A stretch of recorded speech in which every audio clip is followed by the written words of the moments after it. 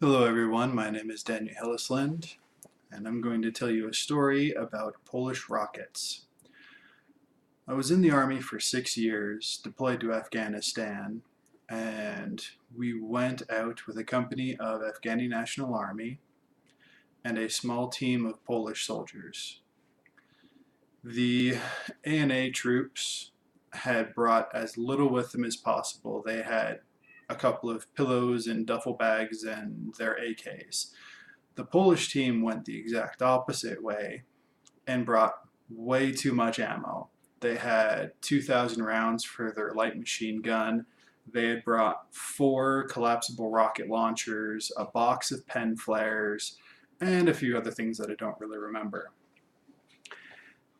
We were a few days into this 10-day mission in the backside of Afghanistan, and the Polish soldiers decided that they had been carrying far too much for far too long and started firing both the light machine gun and their break barrel 23 millimeter grenade launcher just to lighten their load a little bit. The ANA commander ran over to them and told them to stop bothering the neighbors, so they stopped firing. And later that night, they decided to start popping off a bunch of these pen flares. Now, what these are just little sticks with a flare inside. You pull the pin and it launches a little flare on a parachute up into the sky and it floats down bright red. You see them on movies all the time. It's that thing. So they start popping these things off and giving away our position. The first sergeant that my team was supporting came sprinting over to these Polish guys asking them what the hell they were doing, whether they were under attack. They're like, oh no, it's okay, Polish flares. So the first sergeant got them to stop and spent the rest of the night pacing up and down our entire little emplacement, mumbling about how we were going to get attacked tonight and everyone was going to die and it would be a complex ambush. I realized he was trying to psych himself up, but we were kind of worried about him and for him. So a few nights later, the Polish guys had gotten tired of carrying all this stuff again because we hadn't found anyone out there to use what we had brought on or with or towards. So they start popping off pen flares right as night was approaching again. First sergeant had to sprint over to them again, chew them out, and tell them to stop popping off pen flares.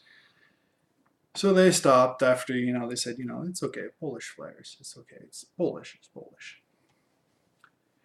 And towards the end of this mission, towards the end of these 10 days that we were supposed to be out,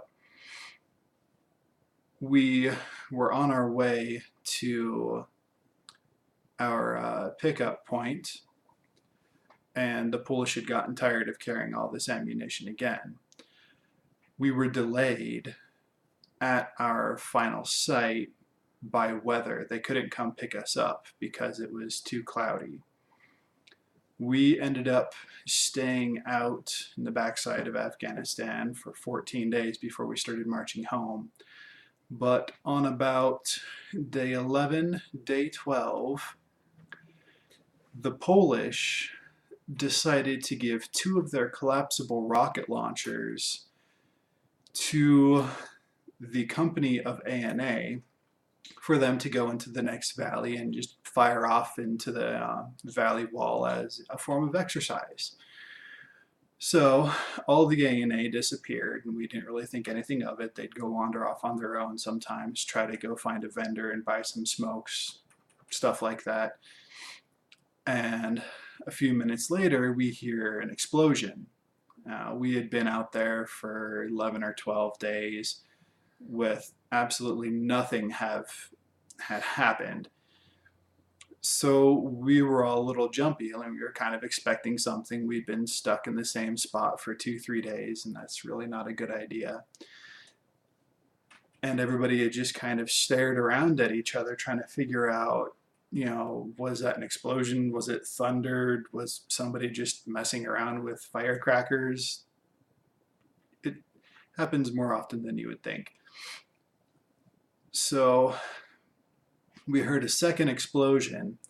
And at this point, we had all just kind of decided that we were under fire. It was time to get back into armor because we had downgraded. We had taken our armor off, our helmets off. We were carrying our rifles, and we weren't supposed to be more than a few steps away from all of our gear. But we were pretty relaxed. I mean, it had been a week and a half and nothing had happened. And then all of a sudden, two explosions go off, and we are all scrambling like mad to get back into our armor.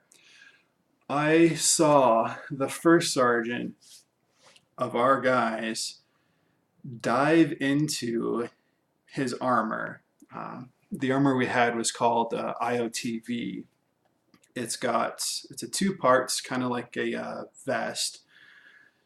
You put it over you, kind of like the lead bibs that you get when you have x-rays taken, but it's got straps around the side to kind of keep everything balanced on your middle. He managed to put this on like a shirt. He just kind of like went into it and popped out. It was incredible. I'd never seen it before. I haven't seen it since. And I still don't know how he did it because everything was like tight and he just kind of like popped out like a turtle. So while everybody besides the Polish are scrambling to get into armor and into position and get everything ready for this complex assault that we thought we were under, we start hearing laughter. All four of these Polish guys are rolling on the ground, literally rolling on the ground, laughing. So the first sergeant and the commander walk over, like, okay, what's so funny? And they just kind of look up at him between heaving laughs and say, it's okay, Polish rockets.